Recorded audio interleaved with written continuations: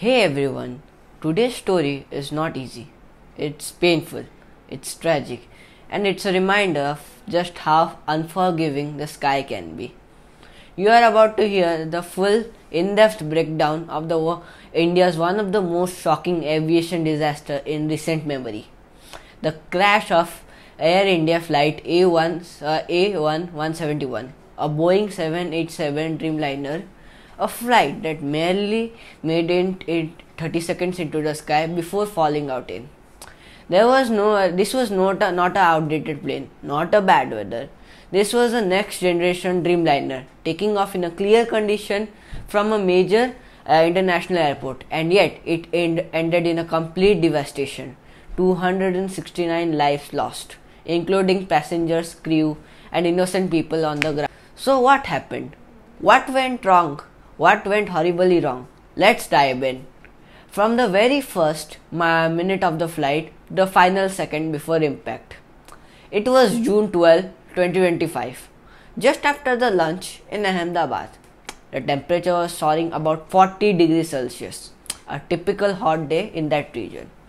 Air India flight 171 was scheduled to fly from Ahmedabad to London, a long-haul international airport with 242 people on the board, including a well-known political figure, former Gujarat Chief Minister Vijay Rupani. The aircraft, a Boeing 787 Dreamliner, tail number VT-ANB, freshly serviced. A machine built for long-distance, high-altitude performance. Engine, Rolls-Royce Trent 1000. Capable of producing more than 64 pounds of thrust each. At exactly 13:38 IST, the aircraft lined up on the runway 23, applied taking thrust and rotated. From the outside, everything looked normal. But within 10 to 12 seconds, aircraft traffic control received the chilling message, "Mayday, Mayday, we have a problem." And then nothing, no further communication. The plane, barely at 620 feet altitude, suddenly lost lift and plunged, crashing it directly into the BJ Medical College hostel in Mehagni Nagar, just kilometers away from the runway. What followed was chaos. Fires, screams, rescue teams rushing in. Of the 242 on board, only one survived, a British national named Vishwanath Kumar Ramesh. On the ground, 28 more lives were lost in the hostel. Now let's address the basics. First, weather. It was hot but clear. No wind shear, no microburst, no heavy rain. Visibility was also excellent. Second, let's analyze runway. Ahmedabad runway is 3.5 km long, enough for a Dreamliner to take off with a full load. Third, aircraft weight. The takeoff weight was around 2,27,000 kg, means that is 5 lakh lbs, well within the limits for a long haul flight.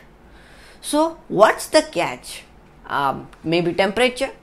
High temperature means low air density, and cold temperature means high air density, which in turn means less lift generated at the given second, and there was a pull force also. This is why hot and high airports like Delhi, Mumbai require long takeoff rolls and more precise performance calculation. But again, this is 787 Dreamliner. Build it to handle it, unless it was configured correctly. It wasn't, sorry. This is where it gets technical and troubling. When investigation reviewed eyewitness footage, airport CCTV, and the FDR (flight data recorder) logs, which were recently found during in the black box, they found three key anomalies within the second of the takeoff. Landing gear down. First, landing gear down. Normally, gear is retracted seconds after the takeoff to reduce the drag force, but in the case, the landing gear remained down the entire flight, adding massive aerodynamic resistance. No flaps extension. The Dreamliner takeoff flap setting typically ranges between 5 degrees and 15 degrees. As the aeroplane wing has two parts, flap and slab, When it take off, the flap and slap creates an angle of attack to forming a configuration of 10 to 15 degree. But in this case, no flaps were developed. That equivalent to trying to lift off with a cruise configuration. Third, RAT development. The ram air turbine or RAT is an emergency backup situation. It pops off only when both engines lose powers or when the electric system fails completely. Seeing the RAT deployed so early in the flight in an image shows that it is a sign that something had already gone horribly wrong before the crash. There's more. Let's analyze. Video analysis revealed that the plane never showed wing flex. That characteristic upward bend you see in the wings of large aircraft during the takeoff, caused by aerodynamic lift. The Dreamliner looked flat, almost like it was never truly flying. Let's understand the mechanics a little bit. So, to lift off the ground, an aircraft needs to overcome 4 forces: thrust, drag, lift, and weight. On a hot day, air is thinner. This reduces the amount of lift the wings can produce, and also there is more drag force. So to compensate, pilots use flap and slats devices that change the wing shape, creates an angle of attack, and create a sweep configuration to take off, increasing the lift at lower speeds. With no flaps and the landing gear down, the drag increases dramatically, and more thrust is required to maintain the same speed at the altitude. In this case, the air reached around 190 knots before liftoff. But without the flats and in that temperature stall speed, the minimum safe speed was closer to 218 to 225 knots, which was horrible lower. This means that the plane lifted off in a stall zone. It was never truly flying. The aircraft airflow over the wings was unstable. The angle of attack increased as the pilot tried to pitch up, and at the critical point, the airflow separated, caused a deep stall. From that moment, recovery was virtually impossible. Now let's talk about the Rolls-Royce Trent 1000 engines.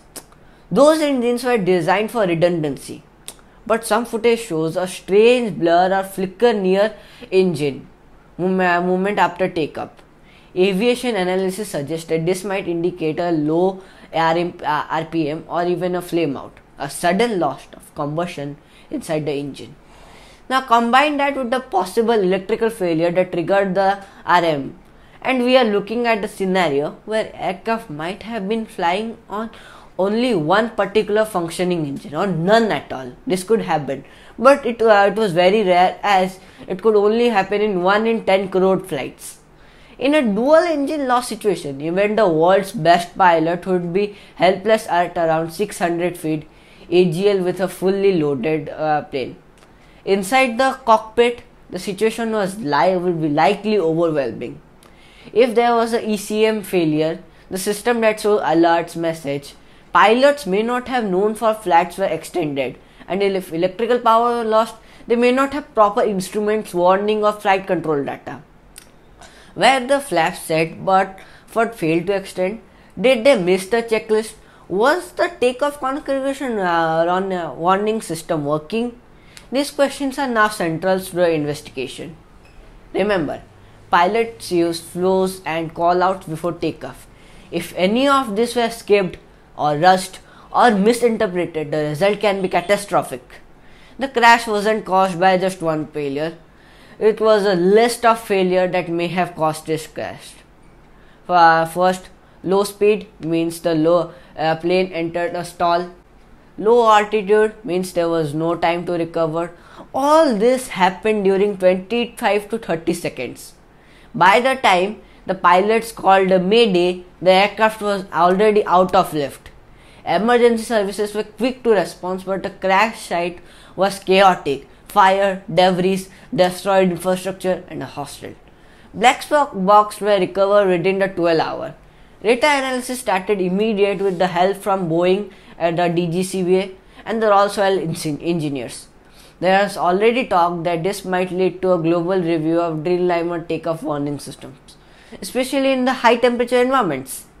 And the Air India has ground 3 more 787s from the same production batch for deep inspections. Yes, the final report is still a month away. Let's primarily finding out points to be a combination of configuration figure, power loss, or could be environmental factors. Let's talk about now the legacy. The crash reminds us that the aviation is unforgiving. The systems are complex, the physics is real, and even a small foresight or a system glitch can lead to a disaster. 269 lives, children, parents, students, elderly, pilots with thousands of hours of experience, gone in half of minutes. So, what do we learn? Checklist discipline is critical. One missteps can doom a flight. Automation alerts must be reliable, especially in newer aircrafts. Training for low-level stall recognition and recovery might need more emphasis. Environmental conditions like heat and altitude could never be underestimated. This was not just a crash. It was a chain reactions of problems that happened too fast for anyone to stop. Air travel is safer than ever, but it reminds us that no system is perfect. And when things go wrong, they go wrong very fast. We owe it to the victims, to the families, to learn not to forget. If you found this breakdown informative, please like and subscribe and leave your thoughts in the comments. What do you think happened in those final seconds? Was it electrical, mechanical? Human error? It will be analyzed in next video. So please drop your comment and please like and subscribe this. And thank you.